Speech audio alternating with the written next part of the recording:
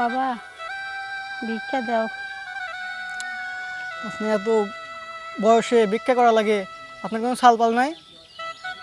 বাবা সেই কথা আর কইও না, বড় কষ্ট করে একটা ছাল মানুষ করছিলাম, আজকে সেই ছাল কত বড় অফিসার হয়েছে, কিন্তু আমার মতো দুঃখিনী মার আর কোনো খোঁজ খবর নেয় না। কি আর বলবো চাচি,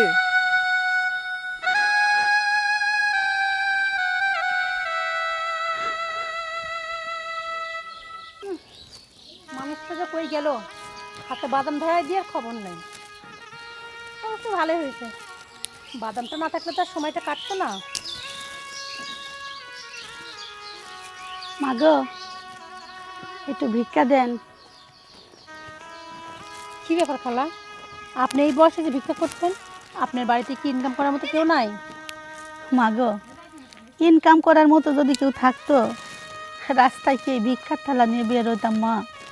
আপনার স্বামী মারা গেছে? জি মা, আমার স্বামী মারা গেছে। আচ্ছা, আপনার কোনো ছেলে নাই? না মা, আমার কোনো ছেলে সন্তান এই দুনিয়ায় আমি ছাড়া আমার আর কেউ নাই। তার মানে আপনার কোনো বাচ্চা কাচ্চা নাই? না মা। আরে, আপনাকে দেখে না সত্যি খুব মায়া হচ্ছে, কিন্তু কি বলবো খালা, আমার কাছে শুধুমাত্র এই ব্যাগটাই দেখতে পাচ্ছেন। আমি আমার স্বামীর সঙ্গে এখানে আসছি, আমার স্বামী হঠাৎ করে বললো তুমি এখানে দাঁড়া, আমি সামনে থেকে আসতেছি। আমার কাছে না টাকা নাই, ও আসলে আমি টাকা দেবো। সকাল থেকে কিছু খেয়েছেন? না মা, এই 10টা টাকা ছাড়া আজকে সারাদিনে কোনো কিছু পাইও নাই, খাইও নাই। কিন্তু খালা আমার কাছে তো তেমন কোনো খাবার নেই। এক কাজ করেন, আমি বাদাম খাচ্ছি, এই বাদামগুলো আপনি আপাতত খান। মা আপনার বাদামগুলা আপনিই খান। না খালা, আমি খুশি হয়ে দিয়েছি, খান। আমি তো খাচ্ছি, নেন আপনিও খান। কি ব্যাপার, তুমি কার সাথে গল্প করতেছো? কি ব্যাপার, এতক্ষণে তোমার আসার সময় হলো? আরে আমার কাজটা শেষ না হওয়া পর্যন্ত আমি তো আসতে পারি না। আচ্ছা ভালো করছো। শোনো না, এই খালাটা না খুব অসহায়, ওনার ছেলে মেয়ে না কেউ নাই, ওনার হাজব্যান্ডে নেই। দেখো না, এই বয়সে কিনা ওনাকে ভিক্ষা করতে হচ্ছে। বলি কি, ওনাকে একটু সাহায্য করো না। আরে তুমি বলছো আমি না দিয়ে পারি? খালা এই যে তাকান, এটা হচ্ছে আমার স্বামী।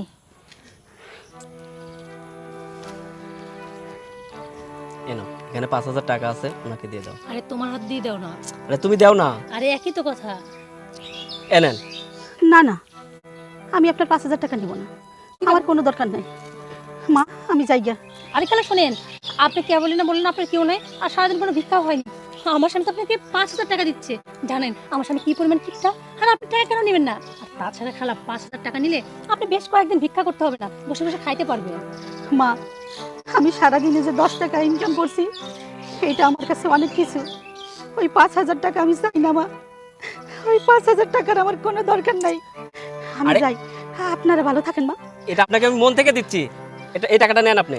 আরে খালা নেন না, না আপনিই তো টাকা চাইলেন। না না না মা, না আমার টাকার কোনো দরকার নাই।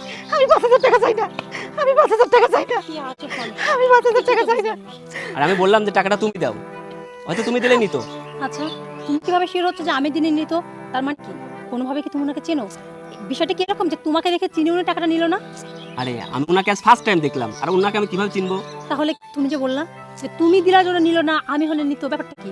আরে টাকাটা তো তোমার থেকে চাইছে, এজন্য ভাবলাম হয়তো তুমি দিলে নিত। সোহেল দেখো, একটা হিসাবে আমি কিছুতে মিলাইতে পারতেছি না। যে মানুষকে আমি আমার জীবনে কখনো 5 টাকা 10 টাকা দিয়া দেখি নাই, অথচ সেই মানুষটা কিনা আজকে আমি দিয়ার কথা বলার সঙ্গে সঙ্গে টাকা বের করতে গেল। আচ্ছা ঠিক আছে, এটা স্বাভাবিক ছিল, তাই বলে 5,000 টাকা, এটা কি সত্যি ভাবা যায়? আরে ওনাকে দেখে আমার মায়া হলো, তাই আমি দিতে চাইলাম। দেখো আমি যদি না দিতে চাইতাম তাহলে তুমি বলতা আমি কিপটা, আমি কিপ্রন। আবার দিতে চাইতে তাও তোমার সমস্যা। শোনো, তুমি দিতে চাইছো তার জন্য আমার সমস্যা না। একটা মানুষ ভিক্ষা চাইলে ভিক্ষা দেয়, 50 টাকা দিক, 100 টাকা দিক, সর্বোচ্চ 500 টাকা দেয়, কিন্তু 5,000 টাকা সত্যি এটা না ভাবাই যায় না। হ্যাঁ কখন দেয়, যখন দেখা যায় যে কেউ মারা গেছে বা কারো মেয়ের বিয়ের জন্য সাহায্য চায় তখন দেয়, কিন্তু তুমি হঠাৎ 5,000 কেন দিলা? আর আমি তো তোমাকে বলিনি যে 5,000 দাও কি 1,000 দাও কি 500 দাও, আমি তো তোমাকে কিছু বলিনি। আচ্ছা তুমি এই মাঝ রাস্তায় আমার সাথে ঝগড়া করবা? কিন্তু বিষয়টা না আমার মনে এখনো খটকা লেগে আছে, কথাটা কিন্তু ক্লিয়ার হইল না। আমার কেন যেন মনে হচ্ছে সামথিং সামথিং কিছু তো একটা আছে। আচ্ছা এ জায়গায় দাঁড়ায় আরো কথা বলবা না বাসায় যাবে? চলো। চলো যাই। যাই হোক, তোমার যদি কোনো কাজ থাকে কাজ সেরে আসো, আমি বাসায় চলে গেলাম। আচ্ছা তোমার যা ইচ্ছা যা খুশি সেটা করো, আমি চলে গেলাম। ঠিক আছে যাও। আজব মানুষ। আচ্ছা, ও তো কখনো আমার সাথে এরকম রেট কথা বলে না। আচ্ছা, কি আমার হলো সেটাও তো বুঝলাম না। হুম, বিষয়টা কিন্তু স্বাভাবিক মনে হচ্ছে, কিছু তো একটা থাকা।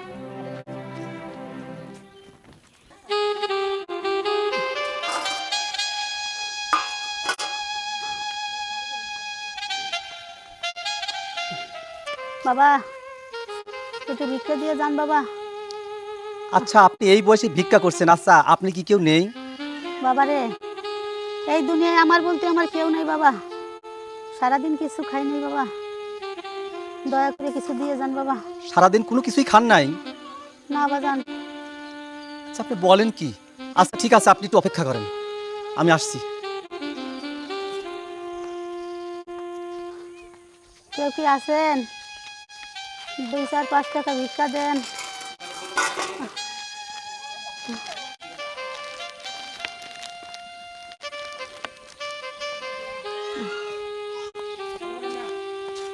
আচ্ছা নেন, আপনি এগুলা খান ধরেন। বাবা কলা। হ্যাঁ কলা, রুটি। হ্যাঁ রুটি নেন। বাজান সারাদিন একটু মুখে পানিও দেই নাই, আপনি আমার জন্য খাবার নিয়ে এসেছেন।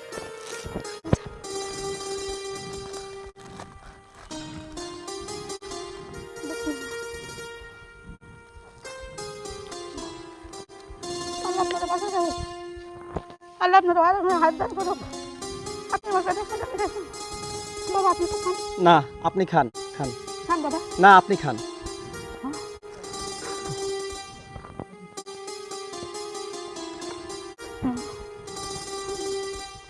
আল্লাহ এই বাবা আমার পেটে ক্ষুধা মিটেছে, আল্লাহ তুমি বাবার মনের আশা পূর্ণ করো। আল্লাহ তোমার বাঁচাই রাখুক বাবা। আচ্ছা ঠিক আছে, আমি আসি তাহলে। একটা অসহায় মানুষ, এত বয়সের মানুষ আস্তে আস্তে ভিক্ষা করছে।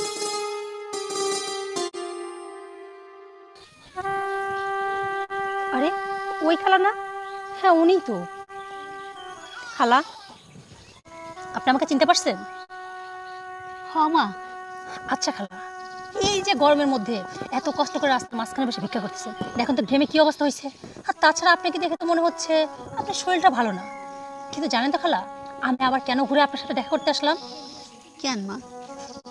আসলে আমার প্রশ্ন না উত্তর খোঁজার জন্য। জানেন তো, আমি চাইলে বাড়িতে যেতে পারতাম, কিন্তু আমার প্রশ্নের উত্তর না পাওয়া পর্যন্ত আমি তো বাড়িতে যাব না। আর সেখানে গেলে আমি শান্তিতেও থাকতে পারবো না। শোনেন খালা, আপনি আমার থেকে চোখ ফেরায় নিলে না সব প্রশ্ন আমার বন্ধ হয়ে যাবে না। আমি কিন্তু কিছু একটা মিন করতেছি। আমি না আমার হাজব্যান্ডকে প্রশ্ন করছিলাম সে আপনাকে চেনে কিনা, কিন্তু আমার কেন যেন মনে হলো আপনারা দুজন দুজনকে চেনেন। আপনারা দুজন পূর্ব পরিচিত। সত্য করে বলেন তো, আপনি কি আমার স্বামীকে চেনেন? না না মা, আমি আপনার স্বামীরে চিনবো কি করে? আপনার স্বামী বড় শিক্ষিত মস্ত অফিসার, আমি ওনার কোত্থেকে চিনবো মা? দাঁড়ান দাঁড়ান, আমার স্বামী যে বড় শিক্ষিত মস্ত অফিসার এটা তো আমি কখনো আপনাকে বলিনি। আপনার সাথে আমার স্বামীর বিষয়ে কোনো কথাই হয়নি। আমি শুধু বলেছিলাম আমার স্বামী সামনে গেছে, কিছুক্ষণ পরে আসবে।